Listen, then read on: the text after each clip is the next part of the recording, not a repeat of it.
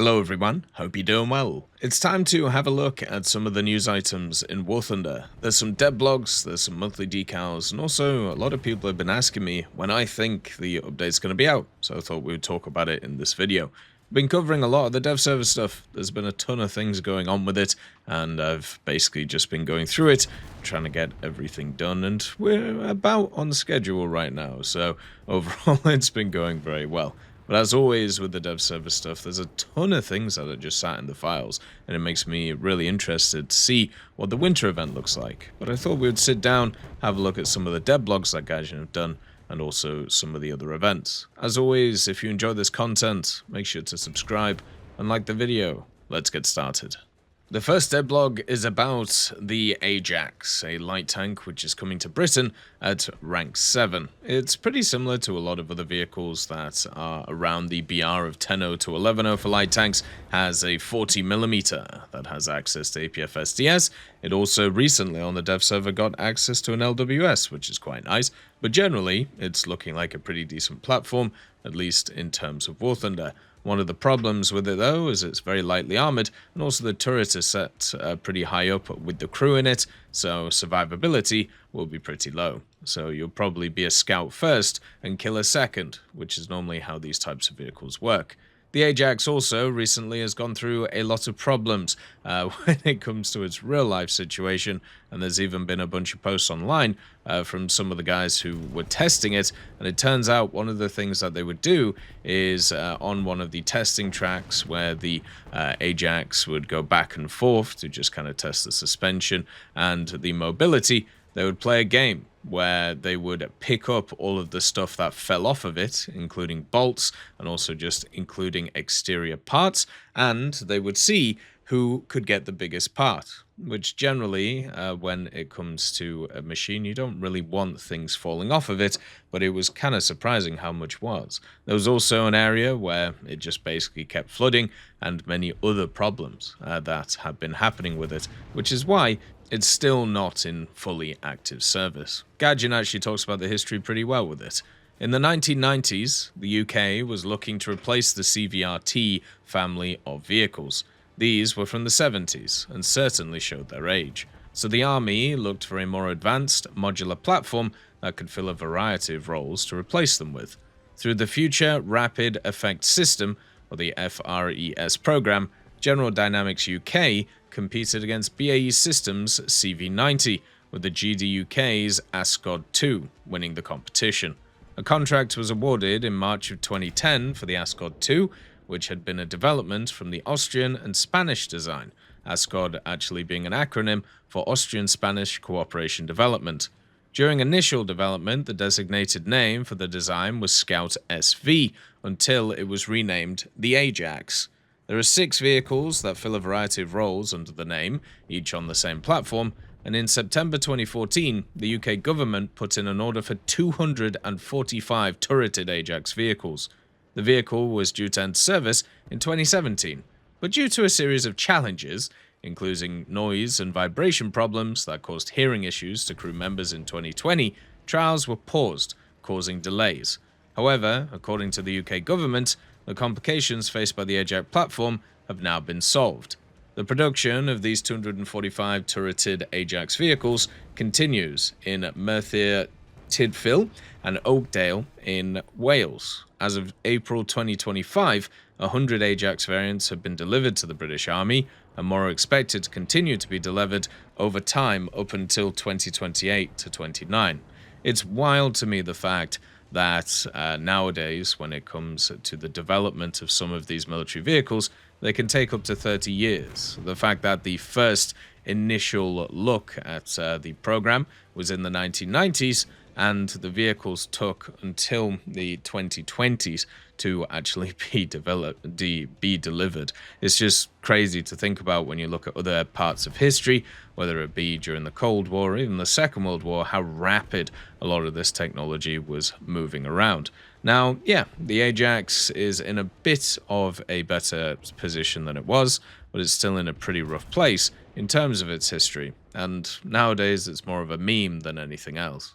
The next vehicle, which unfortunately has a similar story, is the M10 Booker. Guardian released a devblog about the vehicle today, and it's going to be a light tank for the American Armed Forces. It's also going to be coming in at rank 7 as a standard tech tree vehicle, which is a huge nicety in the game, because there was a run there when it came to War Thunder where a lot of the light tanks for America around these BRs were just event vehicles. They just did 3 or 4 of them in a row over a few years, which just sucked. Now we've had the Stingray in the standard tech tree, which is great, and now we have the Booker as well. So hopefully that means that these things will be a bit more accessible to a lot of people. The gun that's on this thing, it's a 105, fires the M900 APF SDS, which is fantastic, has the LWSLR, has the thermal imager, has everything that you want, apart from as good mobility as a lot of the other light tanks that you'll kind of run into around these BRs. A lot of them are wheeled, like stuff like the Type 16s, for example, or even things like the Radkampfwagen, and they're just very mobile around the place. Whereas the Booker, I would say its transmission isn't as good as a lot of the other ones, but it still should be able to motor around the place. It feels pretty good on the dev server, and also being the same BR as the standard M1 Abrams means that you have a choice between which one you want to play. The history section says in the 2010s, the US Army wanted to design a new vehicle that would act as direct fire support for infantry units. In 2015, the US Army started a new program called Mobile Protected Firepower, with 2 designs being submitted. BAE Systems designed a vehicle based on the M8 AMG, and General Dynamics Land Systems the Griffin II. Both companies were awarded contracts to build prototypes. Both prototypes were shown in December 2020 and also February 2021, but BAE Systems was rejected due to not following the requirements. GDLS's Griffin II was accepted in June 2022, and a contract for 96 vehicles was ready, with the US Army planning to purchase up to 504 of them. In 2023, the Griffin II was officially designated the M10 Booker, and the first batch of 26 were delivered in February of 2024. However, in May 2025, the US Army cancelled the M10 Booker, despite receiving some vehicles.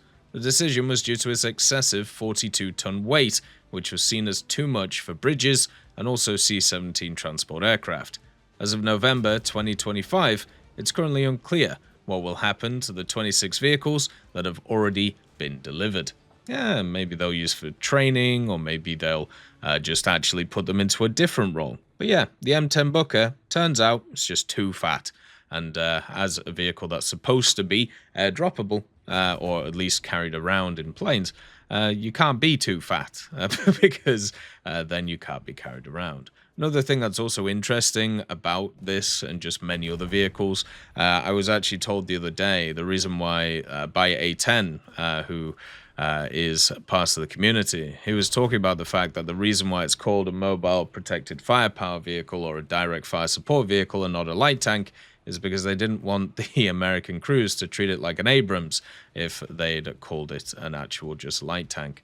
So yeah, kind of funny how that is. The other thing to also mention is America has a history of doing this stuff with their light tank programs. That's why we have stuff like the XM8, the CCVL, stuff like the AGS, for example. Over pretty much since like the 60s and 70s, they've been trying to create some kind of vehicle which is a lighter form with the same firepower of an MBT. And they just keep going through different projects, different prototypes, and never really being satisfied with them. So even though the M10 Booker, the story is of the modern day, and the fact that it is too fat is quite a funny thing, and also quite memey, just understand that this has been an American problem for a while with their light tank setup. They just really can't find one that they're happy with. Another part of the news is Gaijin has dropped monthly decals once again. You can find them here in the monthly decals section, and they're going to be available until the 12th of January. What's really cool is the winter event's coming up, so you'll be able to do a lot of these things alongside of it. Gaijin confirming there's going to be 4 vehicles in it, so it's probably going to be pretty similar to what we've seen before, and you can play all of the different parts of the game. As usual, they bring back some and then they have some new ones, and that's exactly what you kind of see here. So let's go through them. The first one is for sale inscription.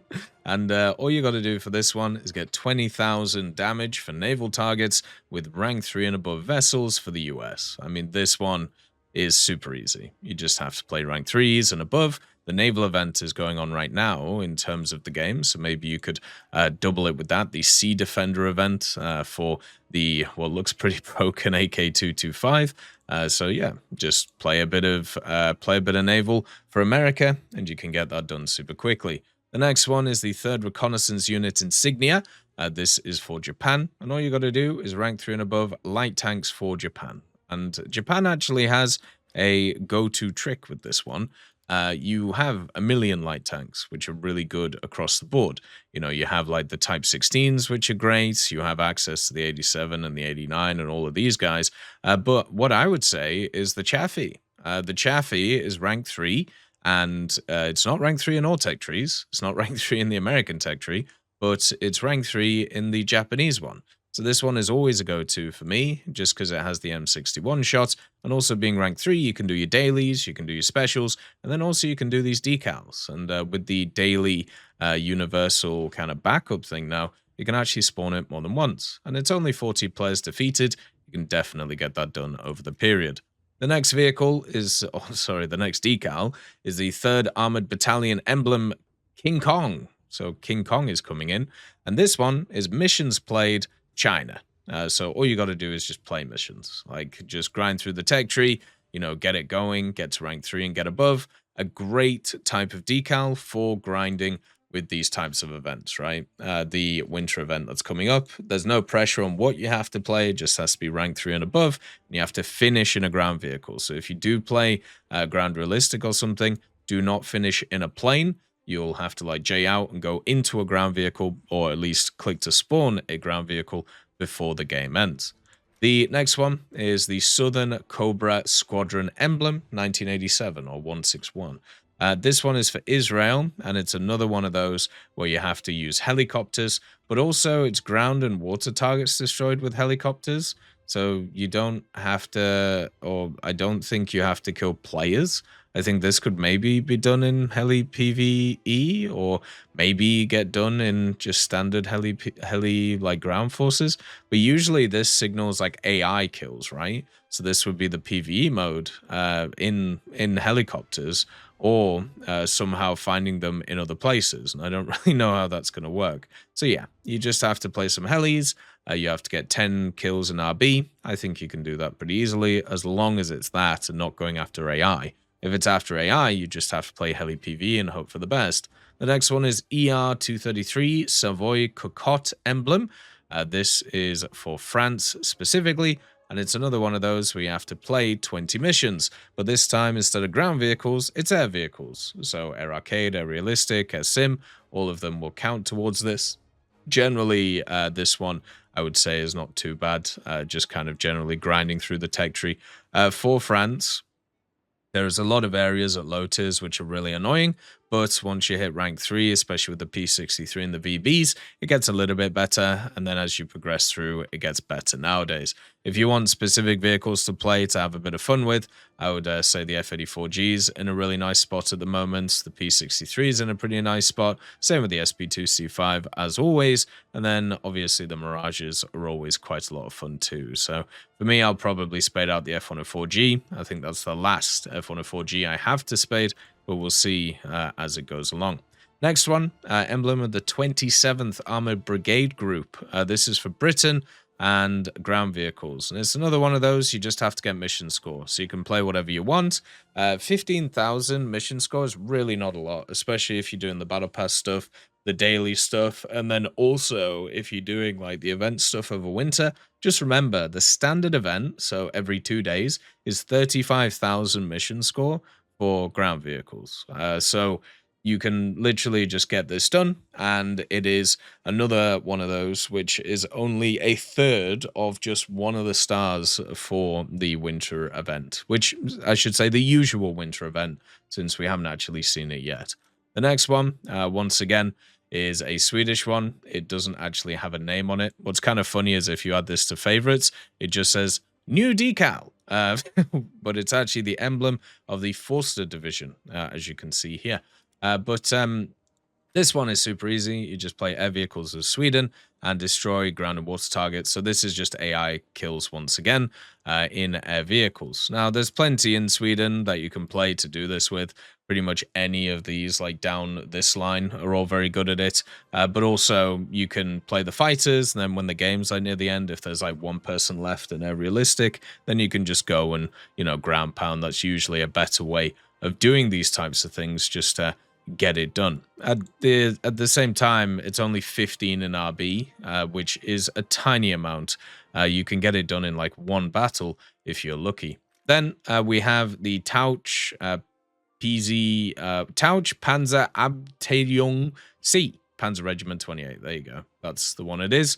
It's kind of weird how it's like a shark, even though it's for the ground vehicles, but it's for Germany, placing team 1 to 5, and you have to do that 5 times. So you basically have to finish in the top half of the table in a game.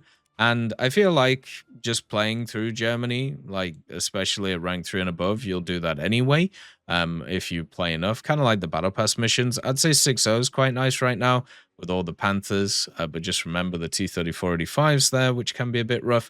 7.7 is also great. 8.0 is good as long as you don't run into too many stabilizers, and also the T-58. And of course, 9.3 is just the mega BR for stuff like this. So those were the ones that I would personally focus around if I was focusing on that. The next one is the personal marking of Alexander Kilaberids, the 65th GIAP. So that's kind of fun. You have to place 1 to 3 in the team with air vehicles 3 times. And this one, obviously 1 to 3 is a lot harder than stuff like 1 to 5, but there are some very powerful vehicles in order to do that with in the tech trees for Russia. Once again, if you feel more comfortable in ground vehicles, you can kind of play ground vehicles and then finish in an aircraft at the end of the mission. That will also count towards these things, and also stuff like the Yak-9K exists, which are just overpowered right now. The LA-5FN is not bad at its BR in air battles. Struggles a little bit in terms of its ammo, but you get used to that. MiG-15 BIS is also in a great place. Once again, guns are a little bit wonky, but isn't too bad. And then also stuff like the MiG-21 BIS is not in a bad place at the moment, alongside other vehicles as well. The MiG-23 MLD is probably a bit rough, but yeah, I would probably focus on the other vehicles that we talked about. And once again, it's only 3 battles over a month. I believe in you. The next one is for Air Vehicles Italy, and it is the 102 Squadriglia emblem. This one, you need to get 50 players defeated with air vehicles. Remember, you can do this in ground or naval or air. Really depends on how you feel like it, but it's just a general grinding decal. Italy has some of the best propeller vehicles in the game. I'd highly recommend just kind of grinding through them, or you could use the new Battle Pass vehicle, the RE 2005, which is also just a fantastic vehicle. So all of that works really well. I really like these decals. They look really cool. And then also at the same time, there's a lot of variety here. So good to see some naval ones and also some helicopter ones as well. So a lot of people have been asking me when I think this update is going to be out. Well, the dev server finishes on the 11th, so in a few days, so I doubt it'll come out before then. And Gaijin have had a habit of kind of updating the dev server all the way through it, and then even doing extra ones more recently, just to test a few things. My guess is they're actually using it more now as an open testing platform, since more people seem to be using it, which I think is pretty good. But generally, for the update, you really have a very small time period to actually release it. And right now on the dev server, a lot of stuff seems in a pretty good state. One of the only issues is the BMPT being a little bit skew with, but everything else seems pretty good. The fact is, we have the Christmas coming up, right? Comes out on the 25th of December.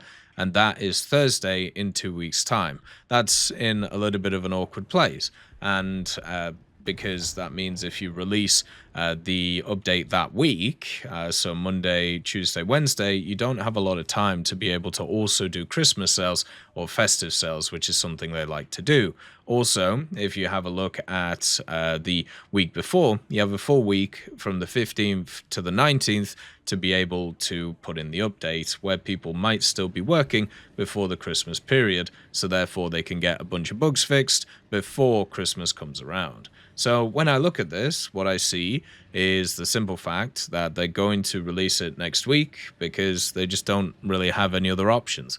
They'll want to get it out before Christmas because of the Christmas sales, and also they'll want to get it fixed before Christmas and that New Year period because that's where most people have time off. They also want to start doing the winter event stuff, and usually this update comes out with the winter event stuff. That's why you see the MiG-25 on the actual platform itself, at least on the dev server, so it makes sense that they're going to put it there too. And also, if you have a look at the naval event, the naval event finishes on the 17th of December. And this naval event, the Sea Defender event, started right after, literally the day after the Fast and Dangerous event, and they could easily do that for the winter event too.